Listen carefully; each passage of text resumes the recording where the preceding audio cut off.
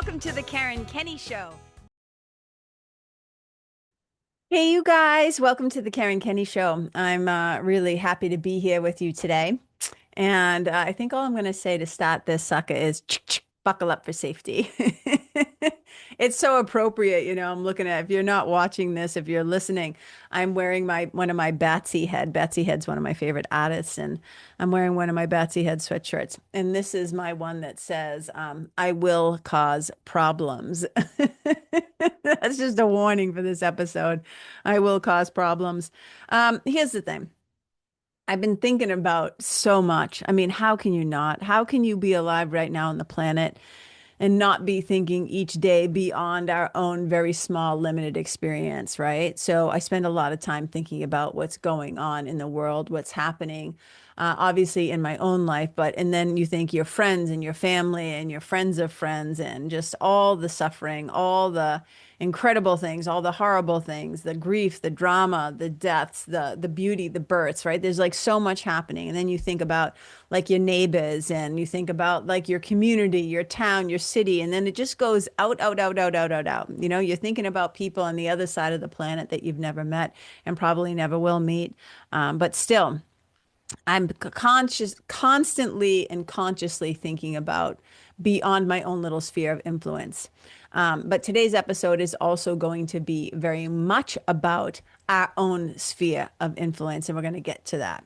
So let me start by saying this.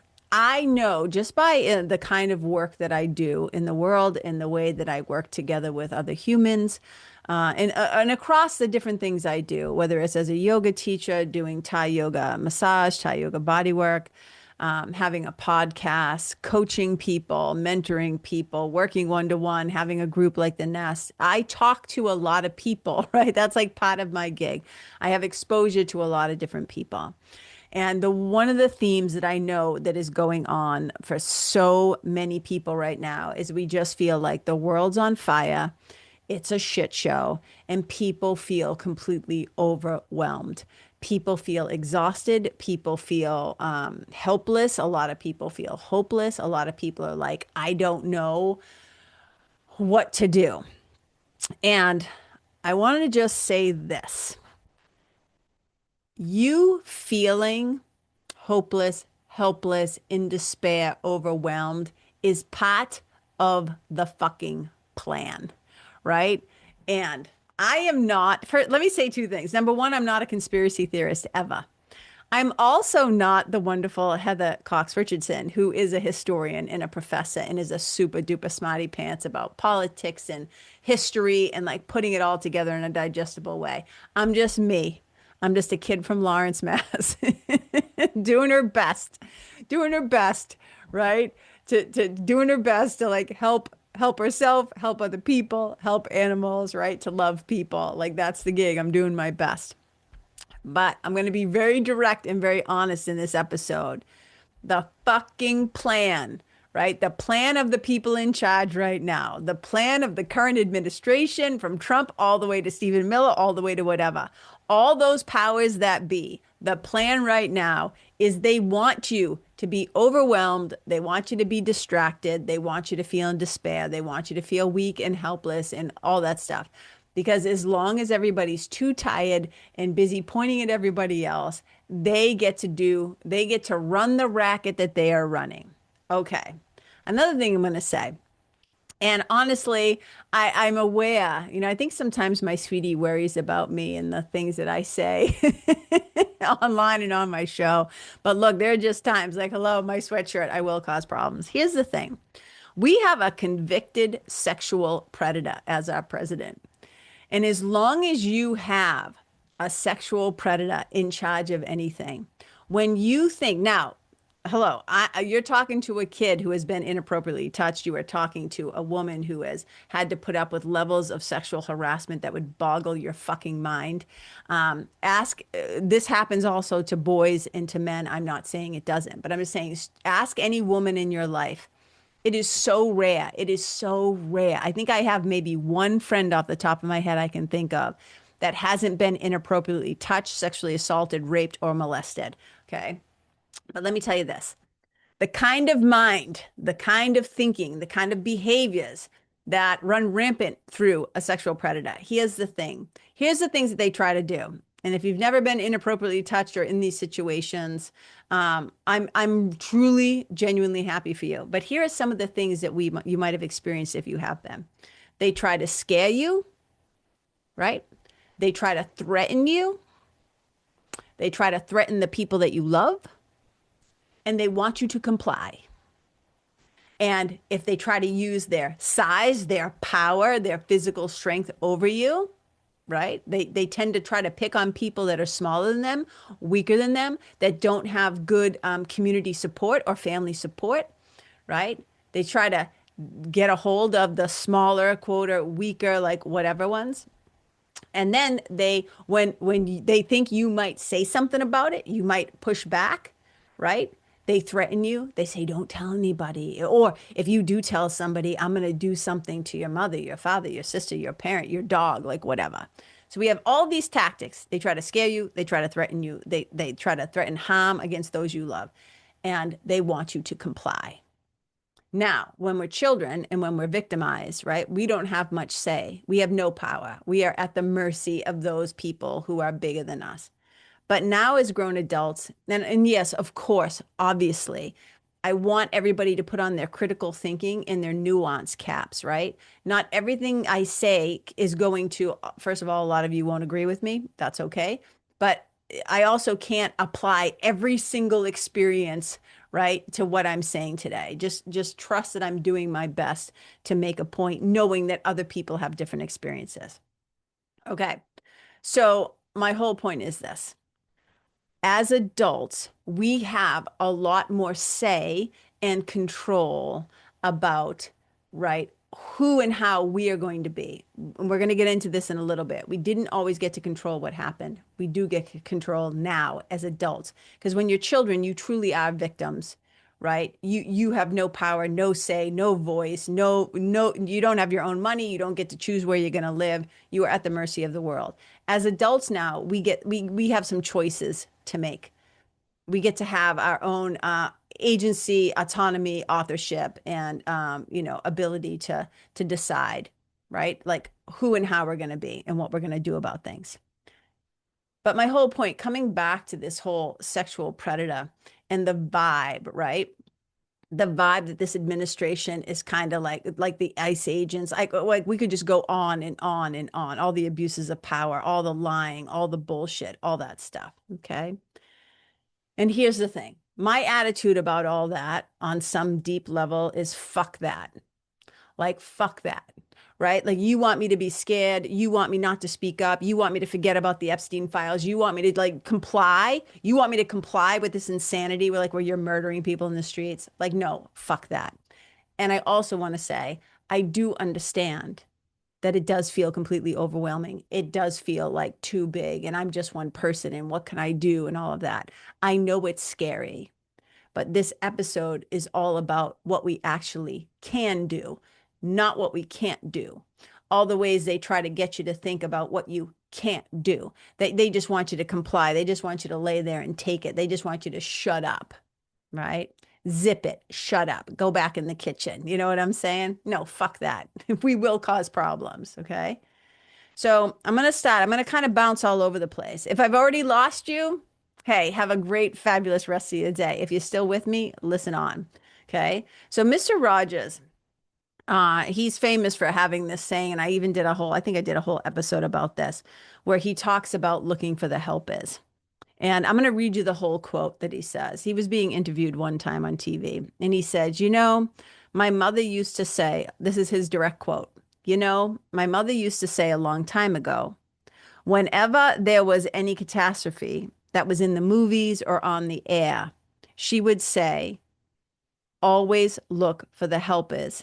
There will always be helpers, even just on the sidelines. And that's why I think that if news programs could make a conscious effort of showing rescue teams, of showing the medical people, anybody really who is coming into a place where there's a tragedy, to be sure that they include that.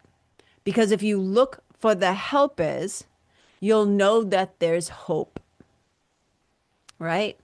So I've done podcast episodes about becoming the helper and looking for the helpers and why helpers matter and it's okay to ask for help, right? Like I talk about this a lot.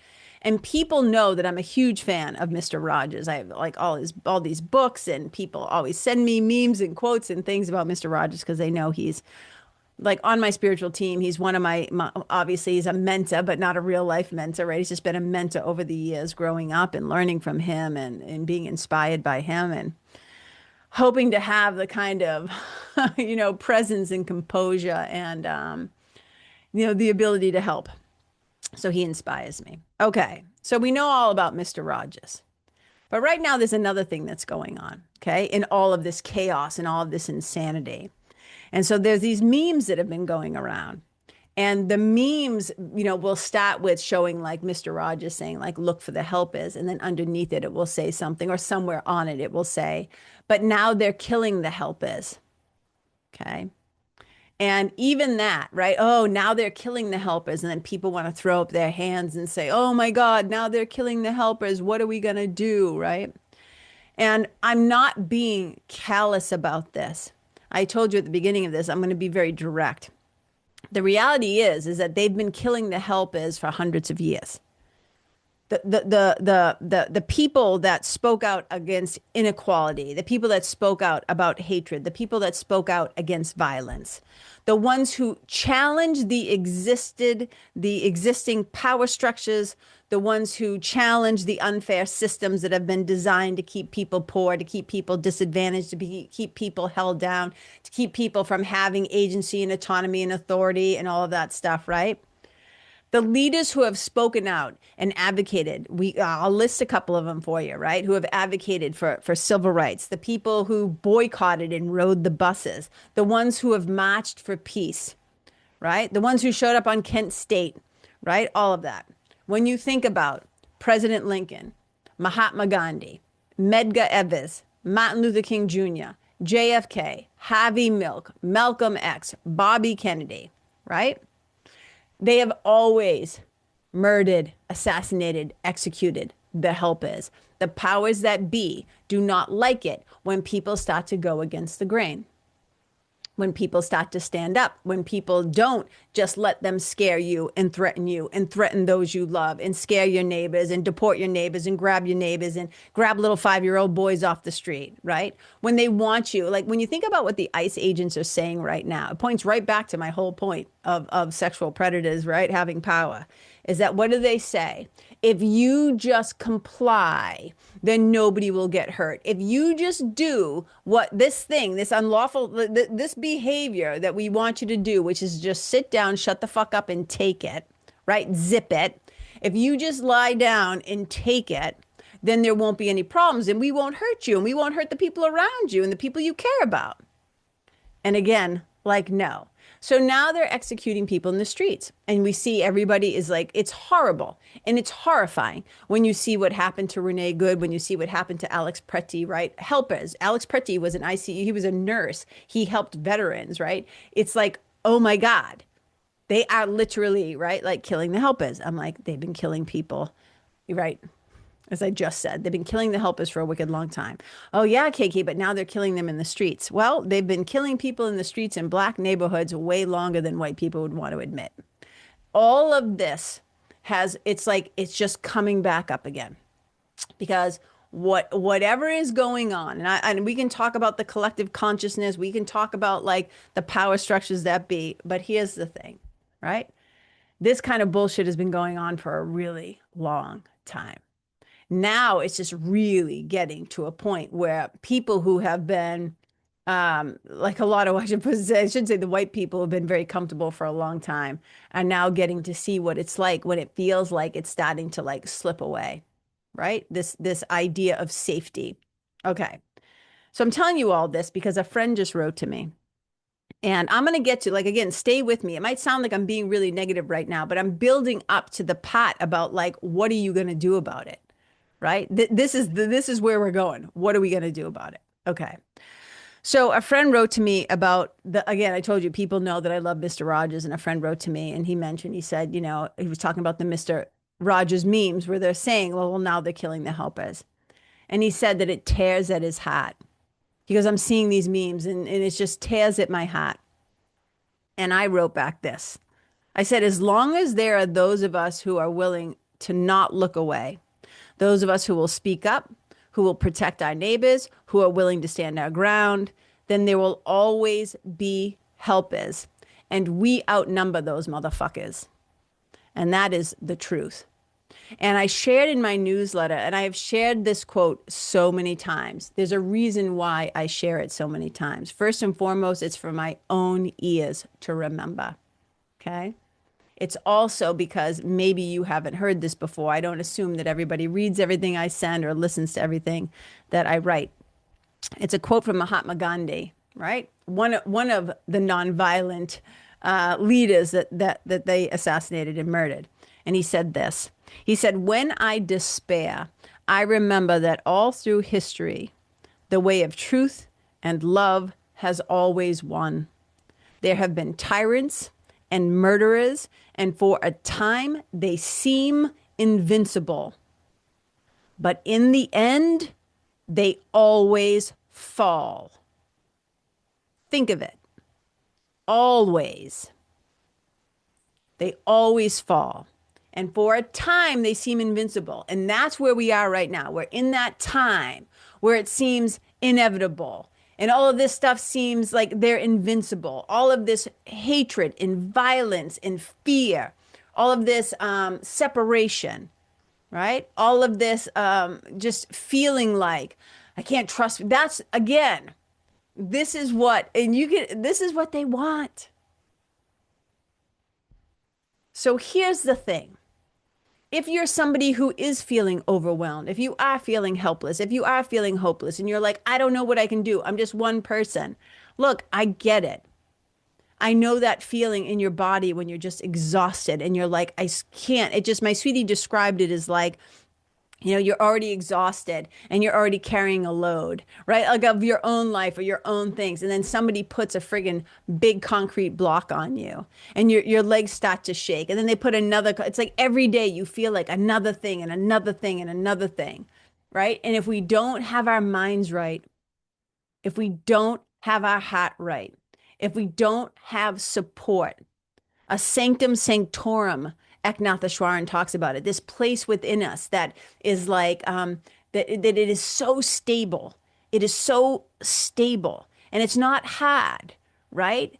We keep our hearts open, but there's strength there and there's safety there and there's this presence of silence there where it's an unshakable place, that sanctum sanctorum. And we need that. We need that right now. And so, you know, when we're asking ourselves right now, like, what can I do? And I kind of broke it down like this. There's a couple of things to look at. What's my role? Number one, what's my role? And what's my capacity? When we're asking the question, what am I going to do about it? What are you going to do about it? Right? The question we have to ask ourselves is, what is our role? What is our capacity? There's a bunch of other things we can look at, but I don't want to overwhelm, right? We're already feeling overwhelmed. So when I'm overwhelmed, right, the things that I do is I look first and foremost for tools to resource myself. Things that help me feel more grounded, things that help me feel more safe or safe enough, right? Things that help me feel more present, things that make me feel like I have not gone right the fuck out of my mind, right? Because if I'm out of my mind and I am hooked by anger, by rage, and I'm not saying those are bad emotions. What I like to do is give my anger a job, right? I like to give my anger a job, right? But I have certain things that I do to bring myself back into my own right mind, to bring myself back into my body, right? I'm tapping my chest right now, right? Like to get back in here. Sometimes being disassociated is exactly where you should be. That's where the safe place could be, right? But when I'm trying to be effective in this world, when I'm trying to be a helper, when I'm trying to make a difference or do something, right? And I ask myself, well, what are you going to do about it? Here's what I know. I can't do shit if I'm completely dysregulated and out of my mind and in that total triggered fear space. If I am in fight and flight and my sympathetic nervous system is just like pumping out, right? Like there are times when having cortisol and adrenaline and all those things in your bloodstream is helpful. Like when the tiger's chasing you or somebody's trying to hurt you in a dark alley or whatever. I want that surge. But to stay in that place constantly, right? To just have all those stress hormones like pumping through your body. This is how we get exhausted. This is how we get fatigue. This is how we get IBS and headaches and TMJ and immune, just all of it, right? All the immune system stuff, all those things. So it's like I look for the tools that resource me. I've done a bunch of different episodes that talk about different tools. I just did one a few weeks ago about breathing exercises because breathing exercises are one of the most fast and powerful ways to shift your physical, mental, and emotional states. So I highly encourage you. It was like 3 episodes ago, I think, to go give that sucker a listen, right? Another thing that we can do, rest is resistance, right? There's that whole book, that beautiful, I think it's Trisha Hersey, she wrote, Rest is Resistance. That's a really powerful book. For me, reading is resistance as well, right? Educating myself, listening to smarty pants like Heather Cox Richardson's and others, right? Like reading and learning and hearing, like, okay, as a country, we've been here before. Oh, okay, we've been through something similar like this. This is what happened in the past. Ryan Holiday is always talking about, like, if you want to understand what's happening right now, read books about our history, read the truth about the things that went down. It puts things in perspective. So we don't feel like, oh my God, this is the most unprecedented time ever. It's like, no, it's just like old shit coming back to revisit because a lot of white people don't like, right? Hey, I'm a white person. Sorry to pick on us guys, I guess, right? No, because here's the reality. When you see the Christian nationalism, when you see all the white supremacy, and it's not even white supremacy, they think they're superior because they're white. Wake up call. You know what I found so fascinating? Little segue here. You know, in over however many years, let's call it, I'll just for safety, I'll say like 5, 6, 7 years, right? There's been a lot of calling for people on whatever land you live on to acknowledge, right, the original people were on this land. So you might get on a Zoom call and somebody would say, like, I'll just use myself, right? I'd be like, oh, I'm Karen Kenney. I live in, New Hampshire on Abenaki land, right? And you would name the tribe or whatever that would have been, right? Been here first, P.S. And when you think about all of this bullshit, all of this insanity about immigration and ICE and deporting people and whatever, when we are the original immigrants, white people, hate to break it to you, we're all immigrants. Pull your head out of your ass. We came over to this land and took this land. Like we showed up. It was us. We were the original ones. All right, and I'm back. Okay. So, resting can be really good. Breathing exercises can help regulate your nervous system, right? When you're feeling too low, certain breaths can bring you up. When you're feeling too high, they can bring you down a little bit. When you need a little more balance, there's a breath for just about everything, okay? There's also emotional freedom technique, EFT tapping. EFT tapping, right? If you look it up, it can be like a really long version. And then there's also a really short version. And I can just teach it to you right now, a wicked short one. I learned this from my teacher, Melissa Tiers. It's a little, like, it's just a spin-off of the longer one. And I'm going to keep it so friggin' simple. If you are not watching this, right? If you're just listening, you take 3 fingers. I tend to use my pointer finger, my middle finger, and my ring finger. And I tap, right? I have strong hands and I like to tap firmly. You might be a lighter tapper. Tap it whatever pressure makes you happy. I want you to think of the crown of your head, not your forehead, not the back of your head, right in the middle of your head, and you just tap on your forehead. I'm going to keep this so simple. So whatever it is that you're feeling, exhausted, overwhelmed, scared, anxious, stressed, whatever it is, right? Angry, whatever. Look, sometimes being a little angry is good. You can give it a job. But I'm just saying, if there's something you're feeling inside, not to gaslight yourself, not to bypass it, not to label your emotion as bad, but you're like, right now, this is not helpful for me. It's making me feel crazy and dysregulated, and I need to get back to my center, right? I need to come back to a place where I feel aligned and regulated and resourced and capable. Then this is a way that you can love and help yourself, okay? So those 3 fingers, pointer, middle finger, ring finger, tapping the crown of your head, right?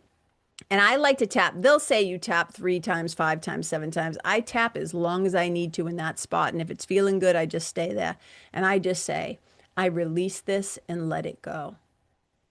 The thing I'm letting go, right? I pause my tapping to talk. The thing I'm letting go, like I said, it can be whatever that emotion, that feeling, that thought, that thing was that wasn't very helpful, that was keeping you stuck in the spiral of helplessness and hopelessness and despair, right?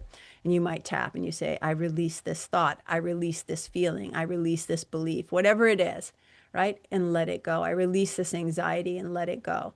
You move from the top of your head to right between like your eyebrows, the edges, so that your two fingers, your middle, your pointer finger and your ring finger will hit the edges of your inner eyebrows, and you just tap right there. And again, you say, I release this and let it go. If you're having a hard time, right? If like some part of you you can feel wants to hold on to it, then simply say, I'm willing to release this and let it go. Okay? Because your subconscious knows when you're full of shit. You just say, I'm willing to release this and let it go. And then you move out to the outer eye, the bone, the bony part, not on the soft part of your temple, on the outer edge of the eye, right? The edge of your end of your eyebrow, and you tap here. You say, I release this and let it go. And you come right underneath your eye and you tap on that bone, right? The bone, if you feel your cheekbone, the top of your cheekbone, and you tap right here. And you might say, I release this shit and let it go. This is a super fast, this is wicked fast EFT. So you go from the crown of your head to right between the eyebrows, outer eye to under the eye, and then you go right to your chest with the collarbones, right under the collarbones. And you'll see I have an open palm now, and I'm just pounding my chest, right? I'm tapping it with a flat palm. Say, I release that and let it go. I release that, whatever it was, that feeling, that thought, that belief, and let it go. Do that a few rounds, right? You gauge where you're at when you stop. Man, I'm like at a 10. I am out of my mind, right? And you do that a few rounds and you check back in and you're like, oh, I'm like at a 6. Oh, now I'm at like a 4. Now I'm like at a 2. It's incredibly, incredibly helpful.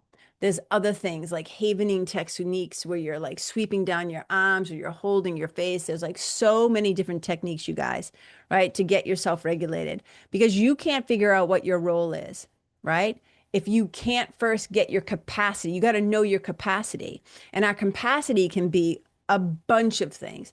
Our energy level, like literally, what's my capacity today? I have no energy. I have no blah, blah, blah. I'm feeling this way, right? Your capacity could be like, how much time do I have? Can I volunteer? Right? Like what's my ability? Like, am I working 3 jobs versus somebody who maybe has more free time, right? What's my capacity and my resources? You might have more time to give. You might have more money to give. You might have more physical resources, financial resources, energy resources, right? You got to figure out your capacity. What am I able to do, right? What am I going to do about it? Well, that starts with what am I able to do? Okay, so we got to start there. Like, what's my role? What's my capacity? Because we want to be able to make, this is what I always say. I do these things because I want to be able to make good, smart, creative, helpful, and in my right mind choices. You know, you ever have somebody who's trying to be helpful, but they show up and they're making the situation worse because they're so out of their mind and they're not regulated and they're not thinking clearly and they're not in their bodies and they're reacting from a place of fear instead of being really grounded and responding from a place of love and reason. Right? You know what I'm saying? They're not coming from that sanctum sanctorum. They're coming from, oh shit, I'm triggered, I'm out of my mind, and they fucking lose it. That's not helpful, right? We don't want that. So I like to use different resources and tools. And like I said, whether it's using somatic tools, whether it's using breathing practices, whether it's my spiritual practice for some people, prayer, using a mantra, chanting, praying, right? All of these things for some people can be incredibly helpful. So I often think about it like the 4 table legs, right? I try to do something physically. It might be drinking enough water, staying hydrated, getting some rest, moving my body, going for a walk while I repeat the mantra, right? So I try to do something for myself physically. I try to do something for myself mentally. I try to do something for my emotions. I might ask my sweetie for a hug. I might vox my best friend. I might say, hey, I need a different perspective on this. awareness, right? You send up a flare. In the Course in Miracles, we kind of talk about like whoever is saner at the moment, whoever is sane at the moment, right? Is the one. So if I'm not feeling quite sane, I call in help. And that help might come from, right? God, source, my spiritual team, going out in nature, petting my animals, holding Toby pajamas, snuggling with Bunchy. Our animals can be an incredible co-regulation resource as well, right? For some people, it's going to the gym and working out, right? I know some people who say the gym keeps their mental health, really balanced and strong and helpful. Therapy, whatever it is, you guys, this is what I'm saying. There's 1,000 ways to help ourselves physically, mentally, emotionally, and spiritually. And we don't want to forget the spiritual one. And we're going to come back to that. One of the other things that I do when I start to feel a little overwhelmed is I remember A Course in Miracles. As funny as this might sound, A Course in Miracles has a lot to me, not saying anybody has to agree with me, of an underbelly of connection with stoicism. It's just like, to me, I just see it. Like there's a lot of connections there. So I might turn to spiritual books. I might turn to books like Viktor Frankl's Man's Search for Meaning. I might turn towards the Stoic, right? The Stoics and the Stoic books. And one of the things that I was thinking about the other day is I was like, if I start to feel overwhelmed, it's because I've ignored one of the first tenets of Stoic philosophy, which is understanding what is and isn't in my control. This is a big thing, right? So here's the deal. Stoics have taught us this. We can't control what happened. And this is the thing right now. Part of what feels a little overwhelming is the powers that be keep trying to tell us that what happened didn't happen. They try to twist it. They try to lie about it. They try to gaslight you into thinking you didn't just see with your own eyes that they murdered a woman in her car while she was trying to pull away, that they just murdered a guy who was using his body in the street. He was just filming. And then a woman got pushed down and he put his body between them, the ICE agents and the woman that was pushed on the ground. And he had a camera, right? And yes, he had a gun, but he was permitted to carry that gun unconcealed. And he didn't reach for the gun. He didn't take out the gun, et cetera, et cetera. And when you look and you break down the videos, and this is why the people who are willing to not look away, the people who will look at it and see it and say, no, you're not going to gaslight me. You're not going to tell me that isn't true. I know what I saw with my own eyes, right? So we can't control what happened. And it did happen. This is the thing. It did happen. Okay. We can't control what happened. We can control, though, these things. What we can control is our energy, our time, our creativity, and our resourcefulness, right? That's where our energy needs to go, not into, right? Not into what we can't do. We don't want to focus on what we can't control. We need to focus on, right, what we're going to do about what happened. That's the thing. It happened. It's in the past. Can't stop it from happening. It happened, and it did happen. The question now, the work now for us is, what are we going to do about it? What are we going to do about what happened? So here's this principle in Stoicism that I find helpful. And I know today I'm just like sharing some things that might be helpful for you too. Okay. So the Stoics would say something like this, that peace of mind is achieved by learning to focus and act upon what is in our own control. What's within our control? This is the thing I ask myself. What right now is in my control?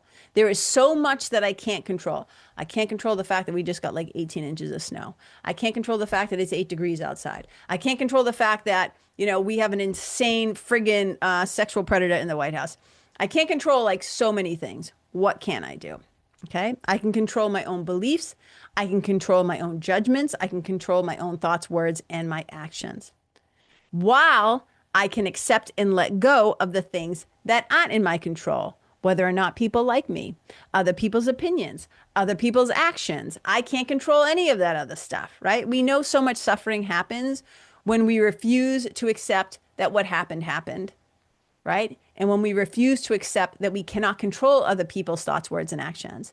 What is in my purview? What is in my power? I can only control me.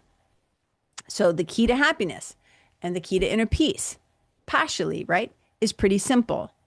no matter what happens in your life, we always have to focus on what's within your control. Ryan Holiday has this great quote, and he said, if you don't know Ryan Holiday, he's an author, he's a speaker, he owns a bookshop in Texas, he's written a ton of books. You can see back there, like I have a bunch of those back there on that little table I'm pointing at, are a bunch of his books. And he said this: we don't control when things get hard, but we always control how we respond. This is very A Course in Miracles-y too. This is what I'm saying, right? A Course in Miracles says, we can't control the world. We can change our thinking. We control how we think about the world. I can't change the world, but I can change the way I think about the world. What can I control? My own thinking, my own thoughts, my own words, my own actions. He says this: we don't control when things get hard, but we always control how we respond. We can show patience, courage, humility, resourcefulness, reason, justice, and creativity. The things that test us make us who we are. And if you want to get even more practical about it, because I was thinking about this, because it's really easy, right? It's really easy to look around and say things like, well, they should be doing this. Why aren't they doing that? Why isn't this person doing this? Why isn't that person doing that? I'm like, look, I can't control what those people do. I can only control what I do. So our next piece is the invitation, right? To get really clear with yourself about what your role is, what your capacity is, what you are able to do. And this means we have to have some self-awareness. We have to have some self-reflection. We have to get really honest with ourselves about some things. Now, if we're to look on a larger scale, if we're looking at a more kind of like collective or organized, or we look at the systems of like everything from being an ally to being an active activist, you know what I'm saying? There's a couple of resources, and I found these because I do research, right? It sounds like sometimes that maybe I'm just babbling away on here, but I do think deeply about what I'm saying, and I do think about like sharing things that might be helpful. So there's this one piece that I loved, and this is from a woman named Marilia Honorio. And she's a human resources exec. She's a DEI agent of change, and she's a social responsibility advocate. And she talks about this on a two-pronged approach and a two-level approach. One is our own awareness journey, right? Who we are as basically citizens, our own awareness as people, and then how our awareness will show up in our actions. So I'm just going to I'll just hold it up real quick. You can see it. It's a little sheet of paper, and it goes from left to right. And this is what it says. First, on our awareness journey, we're unaware, right? We don't notice or understand some social changes being demanded by other people. We're disengaged from the conversation. We're not interested, right? We're just unaware. We're asleep at the wheel. I think this has been a lot of people for a really long time. And when we're unaware like that, what that makes us is a bystander. That makes us people who just stand around, and we don't act because we don't know how to or why. So when we're unaware, we end up being a bystander, okay? We move over, we grow a little bit, we get a little more awareness. Now when we're aware, she says, we realize that there's something going on, that we've been blind in some ways, and you begin to understand other people's perspectives and demands, and then you start connecting your story to their story. That's where you are in your awareness journey. You're now aware. And our actions to reflect that could make you an ally. What does an ally do? You assist and support in an ongoing effort, activity, or struggle. So now you've moved from unaware and a bystander to now being aware and possibly being an ally. Well, the next phase of that is that you become active, okay, in your awareness journey. You've moved from just being aware of shit to now maybe I'm going to do something about it, right? This is when you become active. You're proactively working for change, and you're supporting those who have needs or are underrepresented or marginalized. And you stop pushing outside your own comfort zone. And you're about to find your voice as your actions become visible and your actions become a priority for you. So when you become more active, how it shows up in your actions is you could either be an ally or you become an advocate. And as an advocate, you aim to influence with formal support.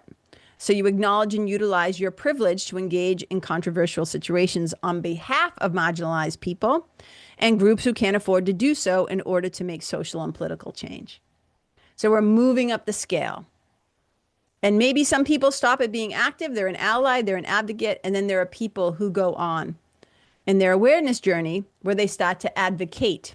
And when you advocate, your voice now is capable of transforming society and bias systems and other social and political issues. Okay? So this is when you basically, it says you take calculated personal or professional risk to shift behaviors.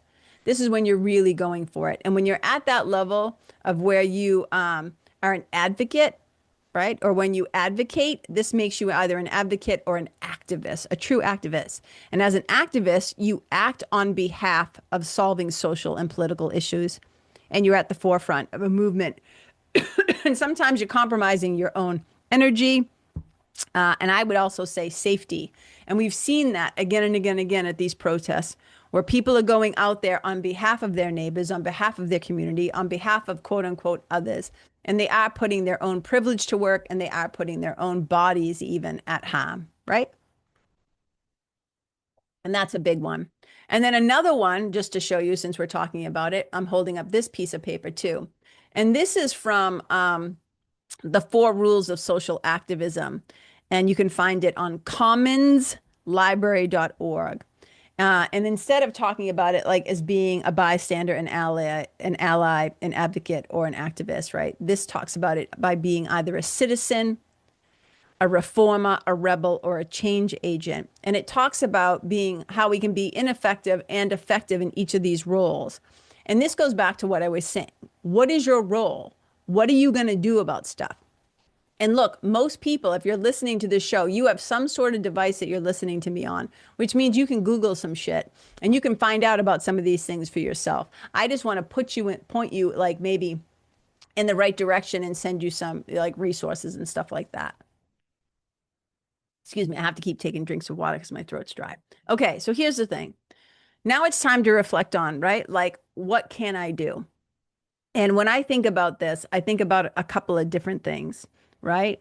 So I am a person who believes in the power of, spiritual practices, obviously, or I wouldn't be a spiritual mentor and I wouldn't be a coach, right? I believe in like looking internally and asking for support from whether you call it, again, your higher power, your inner teacher, your intuition, your gut instinct, spirit, Holy Spirit, divine intelligence. I don't care, the voice for God. I never care what we call these things, right?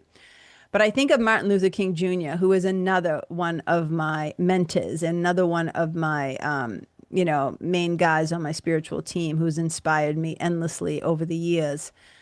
When I've been afraid, when I've had to speak up, when I know I'm about to say something that might make me unpopular, whatever, I always dig deep into his energy and I lean on him and I ask him and all the angels that be to support me and guide me. And you hear me say this and, in A Course in Miracles prayer that I say all the time. And if you know me, you've probably heard me utter this prayer 1,000 times, which is simply, have me go where you would have me go, have me do what you would have me do, have me say what you would have me say, and to whom. Please use me, please use me, please use me. And Martin Luther King is, proposed to have said, use me, God. Show me how to take who I am, who I want to be, and what I can do, and use it for a purpose greater than myself. I'm going to repeat that. Use me, God. Again, if you don't like the word God, insert your own happy word. Universe, higher power, highest self, right? Use me, God. Show me how to take who I am, who I want to be, and what I can do, and use it for a purpose greater than myself. I think of this a lot, and I ask myself, what can I actually do? And this is my invitation to you, to sit down, spend some time with yourself, and ask yourself, right? What makes me uniquely me? What are the talents, the time, the resources, the capability, the creativity, the wisdom, the knowledge, the experience? Like, what do I have that I can do to help? Because again, remember, the plan is to keep you feeling helpless and hopeless and overwhelmed and without power and in despair. And we don't want that. Doesn't help anybody except the racket that they're running. So if we're going to quote unquote call it fighting back, pushing back, resisting, taking a stand, right? Whatever. As Swami Kripalu used to say, don't fight the darkness, turn on the light. So what's your version of turning on the light? How are you going to be a helper? If we're looking for the helpers, how are you going to be a helper? And this is when we have to look at ourselves and say, what do I have? I look at my sweetie, right?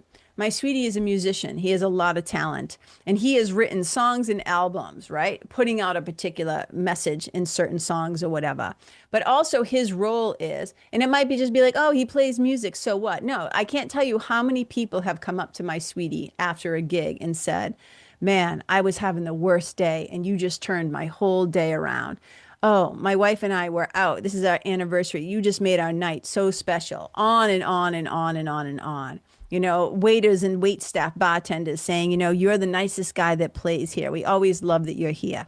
My sweetie, and just his way that he is, his energy, his presence, his kindness, his compassion, his talent, he makes a difference out in the world, right? You might be somebody who has the money and the time to donate, right? Maybe you can't show up at a protest, right? And again, we have to look at our own capacity. Somebody who is able-bodied might be having a different skill set than somebody who can't go out into the world unassisted or whatever, right? You might be somebody who's really good at organization or doing research or finding resources for other people. You might be somebody who's a matchmaker, somebody who can put people in touch with one another. I don't know. There are 1,000 ways to help. This is up to you to figure out like what you can do. When I look at myself, I ask myself like, oh, am I even making a difference in the world, right? And these are real conversations I sometimes ask, like, what can I be doing? What should I be doing? What could I do better? What could I do less of, more of, whatever? And I think to myself, every class that I teach, everything that I do, whether I'm working with somebody one-on-one, whether I'm talking to people in the nest, my group program, whether I'm putting my hands on somebody, doing Thai yoga massage, Thai yoga body work, Thai yoga massage, Thai yoga, there's different names we can call it, right? But Thai yoga massage to me is the physical application and practice of loving kindness. It is a way that I can put my hands on another person and help them, right? It's co-regulation. It's helping them to feel more in their body. It's helping them to feel more calm and peaceful and in a state of metta, loving kindness, right? That's the whole heartbeat, right? Teaching a yoga class, helping people, right, to come back to themselves in their breath, in their body.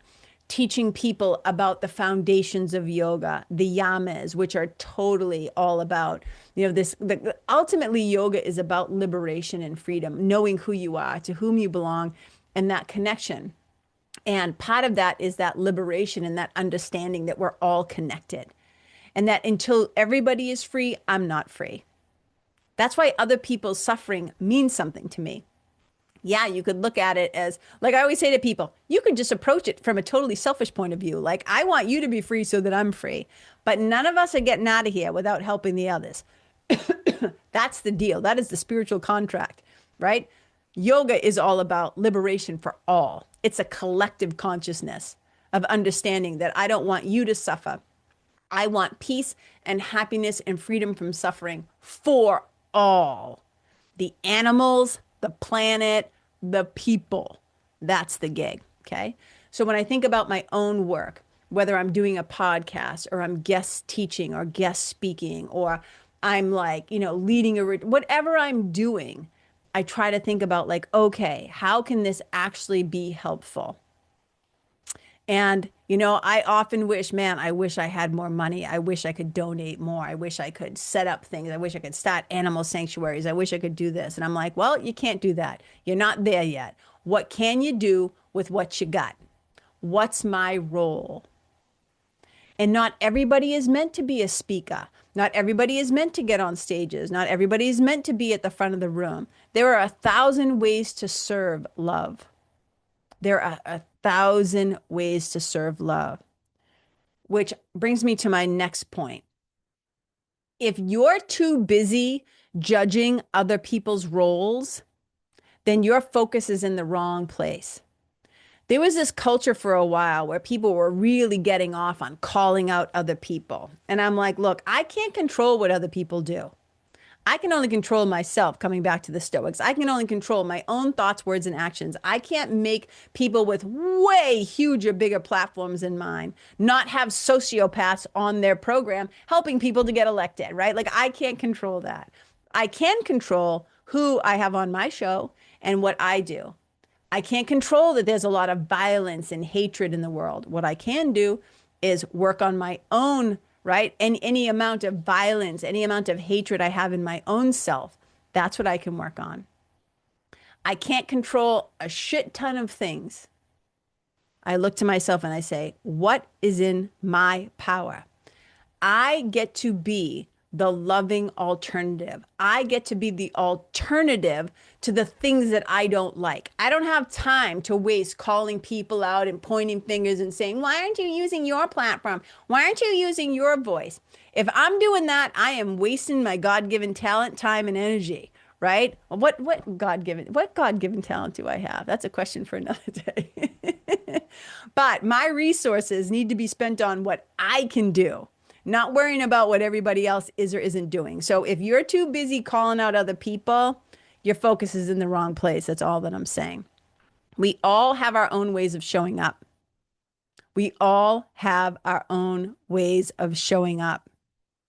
And if we just spend our time, again, worrying about what other people are doing, spend our time judging other people, wondering like if they're performing up to our standard or whatever, you're just totally, you're missing the whole damn point.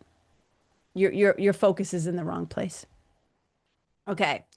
So we want to take time now to reflect and focus on what you can't do, or can do, I mean, whether that's calling your senators, calling your representatives. Some of you might be actively outside protesting, the ICE facilities that are supposedly, coming to New Hampshire. Although Kelly Ayotte says, oh, it can't be happening because I don't know anything about it. Whatever, right? I'm just saying, right? Like, what can you do? You can use your voice. You can use your time, your talent, your energy, your creativity, your support. Be kind to your neighbors. Make somebody who's sick some soup, right? Show up and, just be a helper. How can you help? You might be housebound. Maybe you can't do anything, but maybe you can babysit somebody's kid. I don't know. There's 1,001 ways. It's not for me to say what you should be doing. This is a you with you and Mother Nature, or you and the universe, you and God time. This is when you get to sit with yourself and figure that out. And I'm going to share some final reflections here. That I think is in line with this whole episode about, what are you going to do? What happened. Now, what are we going to do about it? What are you going to do about it? Something to keep in mind is the serenity prayer that has been known across the world for forever, for 12-step programs, right? And recovery programs. God grant me the serenity to accept the things that I cannot change, the courage to change the things I can, and the wisdom to know the difference. We can change what's asked to change, but we can't build a better past. What happened has happened. It's like, what are we going to do now about what's happened? Ryan Holiday also says this. So I shared his book. It's The Daily Stoic, 366 Meditations on Wisdom, Perseverance, and the Art of Living. And these two quotes come from that. He says, control your perceptions, direct your actions properly, willingly accept what's outside your control, and then focus on what you can control. Okay. And this is the last thing I'll share. And if you're still with me, thank you for hanging in there. I know this episode was a little all over the place. He says some things are in our control while others are not. We control our opinion, choice, desire, aversion, and in a word, everything of our own doing. We don't control our body, property, reputation, position, and in a word, everything not of our own doing. So the question is, what is of your own doing? What can you control? And what are you going to do about it? And I'm just going to end right there. Thank you for being here with me. Thank you if you're a loyal listener. I appreciate you more than you know. Thank you if you're a new listener. I'm so happy to have you here. And I just want to say, look, a lot of times I'm usually laughing way more in my episodes, but there's some serious shit going on, and this is serious times, and it's time for us to grow up. And look, I'm just going to say this as well. I really believe in this. You know, people poo-poo spirituality, and I get it. Also in the crowd that's like, your thoughts and prayers are not enough. However, in A Course in Miracles, it says, prayers are the medium of miracles. And I do think that directing our minds in a powerful way, and I don't mean manifesting in that way or what I'm talking about, literally using our minds for the purpose of love. You know, we need to, and I'm not doing light and love. I'm not talking about that. And I'm not, sometimes I make fun of it. But what I'm saying is, there is spiritual aspects. When Abraham Lincoln talked about the angels of our better nature, Dr. Martin Luther King, when you think about a lot of the movements that came out to abolish, right, slavery, to talk about civil rights, they often came from spiritual backgrounds. There is a power. There is a power in starting to slow down and connect to the inner power, to the divine that lives within you, that spark of divinity that lives within you, and calling upon that, right? Spiritual power, right? Love is fierce. We often think about love as just being like, just kind of like weak and sweet. And it's like love can be fierce. And that's the only thing that's going to turn this boat around. That's the only thing that is going to turn this ship around and keep us from just annihilating each other, is that we have got to be a force for love. And when I say that prayer, have me go where you would have me go, have me do what you would have me do, have me say what you would have me say, and to whom. Please use me, please use me, please use me. I always say, may I be in service to love. May we all be in service to love. Bye.